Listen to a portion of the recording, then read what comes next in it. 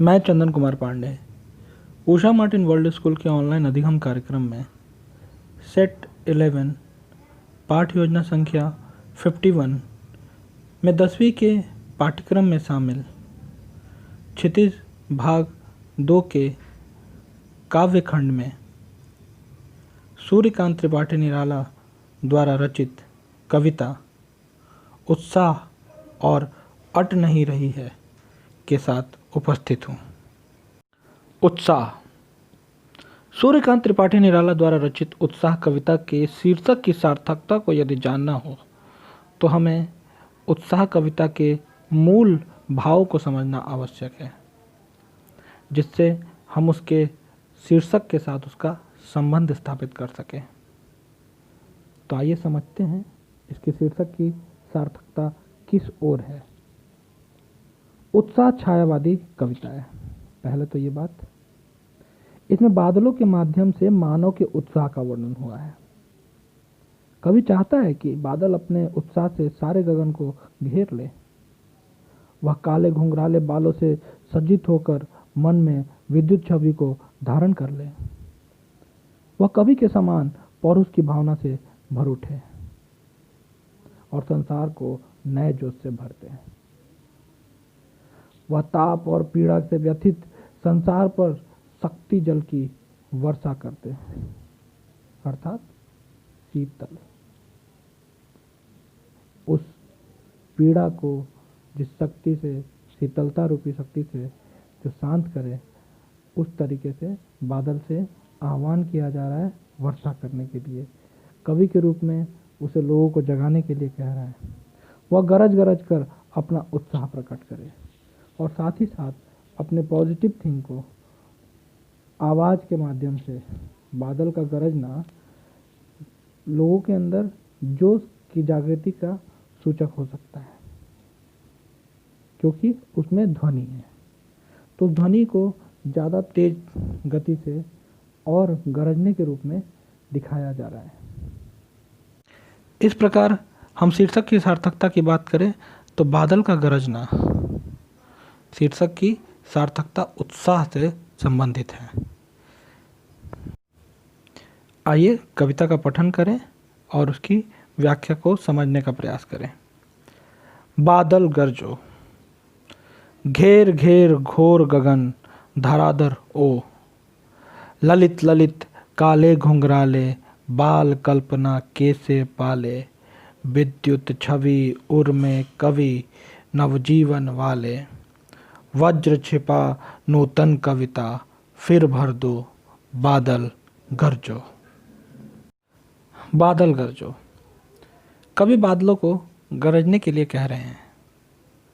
घेर घेर घोर गगन, पूरे आसमान को घेरते हुए। घोर गगन, घोर भयंकर होता है, मतलब पूरा छपा हुआ, आसमान पूरा बादलों से छपा हुआ हो। ऐसे गगन, पूरे गगन को हर तरफ से घेर घेर घोर गगन धराधर ओ, धराधर बादल, ओ संबोधन दे रहा है। ओ बादल गरजो, इस पूरे आसमान को घेर घेर कर, घोर मतलब भयंकर तरीके से, उसको पूरी तरीके से घेरते हुए आसमान को धराधर हो, बादल हो गरजो। ललित ललित काले घुंघराले बाल कल्पना कैसे पाले। ललित ललित, ललित ललित मतलब होता है सुंदर, मतलब सुंदर सुंदर। काले घुंघराले, काले रंग का और घुंघराला। यहाँ पर कवि बादलों को एक बालक के रूप में देखते हुए कह रहे हैं कि ललित ललित, बहुत सुंदर सुंदर काले घुंघराले बादल जो है, घुंघराले दिखाई दे रहे हैं आसमान में और बहुत सुंदर दिखाई दे रहे हैं, काले भी दिखाई दे रहे हैं।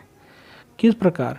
बाल कल्पना कैसे पाले, जिस प्रकार से बच्चों को कल्पना करते हैं, अगर हम देखते हैं तो बच्चों के बाल घुंघराले होते हैं और वो बहुत ही सुंदर दिखाई देता है।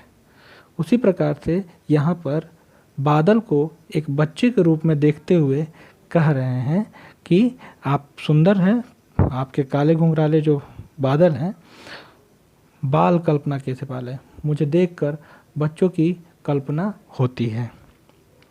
पाले मतलब हृदय में पलना। विद्युत छवि उर्मे, विद्युत बिजली, छवि शोभा, विद्युत की मतलब बिजली की शोभा, उर्मे अर्थात हृदय में, कवि बादल को कवि रूप में अब कह रहे हैं कि तुम कवि के समान हो, नवजीवन वाले, नया जीवन देने वाले। जिस प्रकार से कवि संसार में बुराइयाँ, बेईमानी, भ्रष्टाचार, सकारात्मक विचारधारा आदि विषय वस्तु पर अपनी समझ के साथ लोगों को जागरूक करने का प्रयास करता है, तो संसार में लोगों को वो नया जीवन देने का काम कर रहा है। इस तरीके से कवि के हृदय में जो भाव होते हैं उसे विद्युत छवि मतलब बिजली की शोभा के समान हृदय में भावों का जगना और उस भाव से नवजीवन का संचार करना, नया जीवन जिसमें मानवता का विकास हो। वज्र छिपा नूतन कविता। इंद्र के पास एक वज्र देखा होगा आप लोगों ने, बचपन में कृष्णा वगैरह में भी देता था, रामायण महाभारत चाहे सीरियल वगैरह में भी देखा होगा आपने। वो एक हड्डियों के ढांचा का एक वज्र रखते हैं, हथियार। उस वज्र के वो लेकर कहानी है कि दधीचि ऋषि के हड्डियों से बनाया गया था वो वज्र। वो सबसे त्यागी माने जाते क्योंकि उन्हें अपने अस्थियों का दान दे दिया था, उन्होंने अपने हड्डियों को दान में दे दिया और उस हड्डियों से उस वज्र का निर्माण हुआ, जिसको इंद्र लेकर ऐसे खड़े रहते हैं, देखेंगे युद्ध में लड़ने जाते हैं जो वज्र। और गजराज पे बैठते हैं, कौन सा एरावत पे, वो सफ़ेद रंग का होता है। तो देवताओं के राजा माने जाते हैं इंद्र। तो क्योंकि देवता के राजा हैं तो उनके वज्र जो है वो तो बहुत ही महत्वपूर्ण हो जाएगा। तो यहाँ वज्र उसके समान की बात की गई है, वज्र छिपा, क्योंकि वज्र क्या करता है, संहार करता है। वज्र एक तरह से हथियार है तो वो वार करता है। तो वज्र छिपा, कहाँ छिपा के रखें, उसी तरीके से आपके अंदर, कवि के अंदर वज्र छिपा है, संहार करने का औजार छिपा है। नूतन कविता, अपने उस वज्र से नई कविता, एक नई सोच लोगों के संसार के बीच में रखें, फिर भर दो लोगों के भीतर, फिर से जाकर एक नई सोच अपने अंदर, जो आपके अंदर जो वज्र है, हथियार है, उसके माध्यम से आप एक नई कविता का सृजन करें। फिर भर दो बादल गरजो।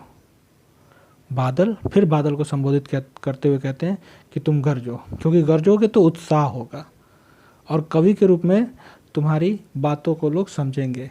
दूसरे अर्थ में यदि बात करें तो बादल को यहाँ पर एक सामान्य बादल के रूप में देखा गया है, धाराधर बादल को ही कहते हैं। बादल जब भी अगर बात करेंगे सिंपल बादल की, तो बादल के रूप से कवि कहते हैं कि बादल तुम गरजो और बरसो।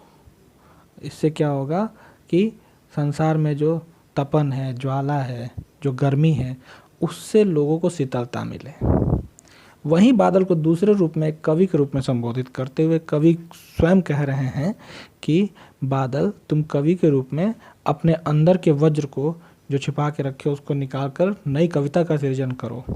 बादल तुम्हारे अंदर विद्युत छवि है, बिजली सी शोभा है, कवि नवजीवन वाले, आप नया जीवन देने वाले हैं। तो यहाँ कवि के रूप में भी बादल को संबोधित किया गया है और दूसरे रूप में एक साधारण मूल जो रूप से बादल की बात की जा रही है उसके विषय में बात की जा रही है। तो दो ट्रैक से, दो भाग से आप इस कविता को समझेंगे और फिर अपने हिसाब से एक निष्कर्ष तक पहुँचेंगे, क्योंकि बादल सूर्यकांत त्रिपाठी निराला का प्रिय विषय रहा है और उनका प्रिय विषय, तो बादल की बात कर रहे हैं यहाँ पे। और मौसम भी हो गया बादलों का, मानसून भी आने को है, तो कल अगर बारिश हो जाए तो बहुत अच्छा, तब तो और सुनने में मज़ा आएगा। खैर, ये थी आज की व्याख्या। अगले दिन हम दूसरी व्याख्या के साथ आएंगे।